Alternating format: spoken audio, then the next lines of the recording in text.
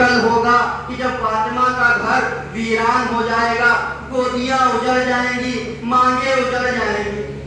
بس آج آخری دن ہے، رونے کے ایام ختم ہونے والے ہیں، اور کتنی جلدی اسلام محترم ختم ہو گئے۔ لہٰذا آپ دیکھیں کہ عاشور کے آداب میں سے چند آداب ہیں۔ کیا ہے؟ عاشور کے دن کہا گیا ہے کہ اپنے گریبان کو جاگ رکھو، اپنی آستینوں کو پلٹے رہو۔ کیوں اسلام محترم؟ کیونکہ عاشور کے دن میرے مولا نے پورا دن جو ہے وہ آستینیں پلٹی رہی ہیں۔ کیوں؟ کبھی اکبر کا جنازہ لے کر آ رہے ہیں، کبھی قاسم کا جنازہ لے کر آ رہے ہیں، کبھی حبیب کا جنازہ لے کر آ رہے ہیں۔ آستینیں نیچے کرنے کا امام کو موقع نہیں ملا ہے، کبھی لاش اٹھا رہے ہیں، کبھی کسی لاش پر گریا کر رہے ہیں۔ لیکن ایک وہ وقت بھی آیا کہ اب کوئی بھی نہیں ہے، عصر عاشور کا ہنگام ہے، امام آخری رخصت کے لیے آئے ہیں۔ ایک بار آ کے کہتے ہیں، خیمے میں وارد ہوتے ہیں، آ کر کہتے ہیں، اے زینب تم پہ میرا آخری سلام، اے ام کلثوم تم پر میرا آخری سلام، اے رباب تم پر میرا آخری سلام، اے اماں کی کنیز فضہ تم پر میرا آخری سلام۔ امام رخصت ہوئے، رخصت ہونے کے بعد گھوڑے پر بیٹھے ہیں، گھوڑے پر بیٹھنے کے بعد میدان میں گئے ہیں۔ میدان میں جانے کے بعد ایک مرتبہ امام یہ جملہ کہتے ہیں، حل من ذاب یذب عن حرم اللہ، حل من مغیث یغیثنا۔ کیا کوئی ہے جو حرم اہل بیت کو پناہ دے؟ کیا کوئی ہے جو ہماری نصرت کرے؟ کیا کوئی ہے جو ہمارے آواز استغاثہ پر لبیک کہے؟ اعزائے محترم، جیسے ہی یہ جملہ کہا، اس جملے میں اتنی کشش تھی، اتنا درد تھا کہ ایک مرتبہ خیمے میں کوہرام برپا ہو گیا۔ امام جلدی سے آئے، کہتے ہیں کیا ہوا؟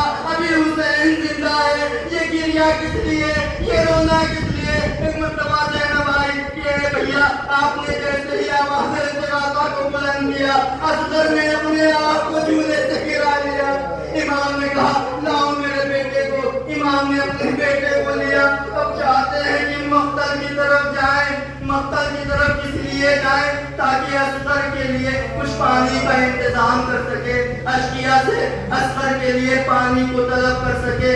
امام جس کے ایک اشارے سے کائنات چلتی ہو، آج اتنا مجبور ہے کہ اشقیہ سے، دشمنوں سے اپنے 6 مہینے کے بچے کے لیے پانی طلب کرنا چاہتا ہے۔ امام کی ہمت نہیں ہوئی کہ اشقیہ سے پانی مانگے، لہذا ایک جملہ بکا ہے، ان لن ترحمونی فرحموا ستب۔ اگر تم کو مجھ پر رحم نہیں آ رہا ہے تو کم سے کم اس 6 مہینے کے بچے پر رحم کر دو۔ کیا تمہیں نظر نہیں آتا ہے کہ کس طریقے سے پیاس سے یہ تلذی کر رہا ہے؟ اسلام محترم، تلذی کسے کہتے ہیں؟ علماء عرب نے جب تلذی کا ترجمہ کیا ہے تو لکھتے ہیں کہ مچھلی کی چند کیفیتیں ہیں، جب اس کو پانی سے نکالا جاتا ہے تو وہ تڑپتی ہے پیاس کی وجہ سے، جب اس کے اندر اتنی سکت باقی نہیں رہتی ہے تو اپنی جگہ پر وہ پھرپھراتی ہے، پھر اس کے بعد جب اس کے اندر ذرا سا بھی سکت نہیں باقی رہتی ہے تو وہ صرف اپنے منہ کو کھولتی ہے، بند کرتی ہے۔ اصغر کے لیے یہی کہا جا رہا ہے، اصغر کے اندر اب اتنی سکت نہیں ہے کہ وہ ہاتھوں کو ہلائے، پیروں کو ہلائے، صرف اپنے منہ کو کھولتے ہیں، بند کرتے ہیں۔ امام نے پانی مانگا، پانی تو نہ ملا، ہرملا کا 3 بھال کا تیر اصغر کی طرف چلا ہے۔ اصغر نے ہمک کر اپنے گلے پہ وہ تیر لیا، 3 بھال کا تیر، ننھا سا گلا، بچہ اپنے باپ کی گود میں منقلب ہو گیا، ذبح ہو گیا۔ ایک مرتبہ امام نے جلو میں اصغر کے خون کو لیا، آسمان کی طرف پھینکا۔ اب چاہتے ہیں کہ آپ خیمے کی طرف جائیں۔ کتنا مجبور ہے میرا امام، کس طریقے سے خیمے کی طرف جائے، اپنی ہمت کو اکٹھا کیا، خیمے کی طرف چلا۔ کبھی آگے جاتے ہیں، کبھی پیچھے آتے ہیں۔